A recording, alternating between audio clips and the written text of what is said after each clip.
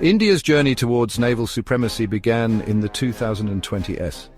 The nation's economy experienced rapid growth. By 2025, it had become the world's third largest economy. This economic strength enabled significant investments in its military, particularly its navy.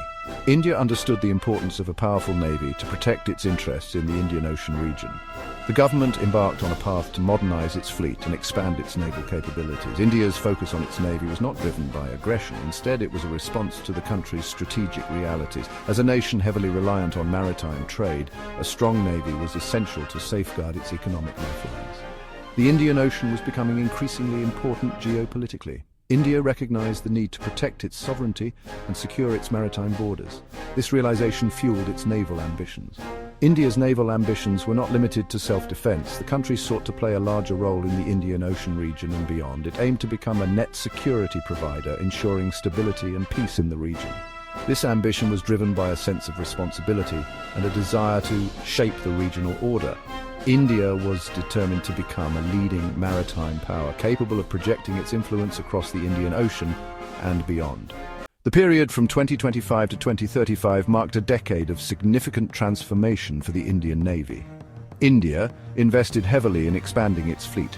By 2035, the Indian Navy aimed to operate between 175 and 200 warships. This included 6 supercarriers, symbols of India's naval might. India prioritized nuclear-powered submarines. These investments signaled India's commitment to becoming a dominant naval power in the Indian Ocean.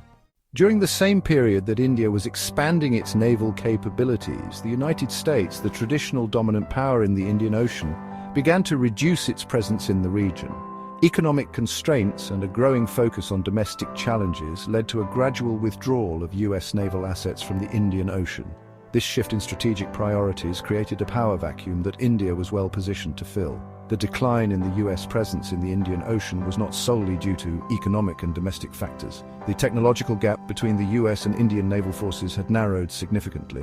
India's investments in indigenous naval technologies had eroded the technological edge that the U.S. Navy had long enjoyed. This shift in the balance of power was also evident in the diplomatic realm, as India forged stronger relationships with countries in the region, often at the expense of U.S. influence. India's rise to naval dominance in the Indian Ocean was a result of a confluence of factors. The country's geographic location provided it with significant strategic advantages. Situated at the crossroads of vital sea lanes, India's long coastline and proximity to key choke points gave it natural control over maritime traffic in the region. India's network of island territories and strategically located ports further enhanced its ability to monitor and control maritime activity in the Indian Ocean. India's demographic dividend also played a crucial role in its naval expansion. The country boasted a large and skilled workforce, with millions employed in its shipbuilding and defense industries. This vast pool of skilled labor provided India with a competitive advantage in both the construction and operation of its naval forces. India's demographic strength was a key enabler of its naval ambitions. India's economic might, coupled with its control over critical maritime trade routes, provided it with significant leverage in the region. The country's growing economy made it a major trading partner for many nations in the Indian Ocean rim. India's influence was further amplified by its investments in infrastructure development projects across the region.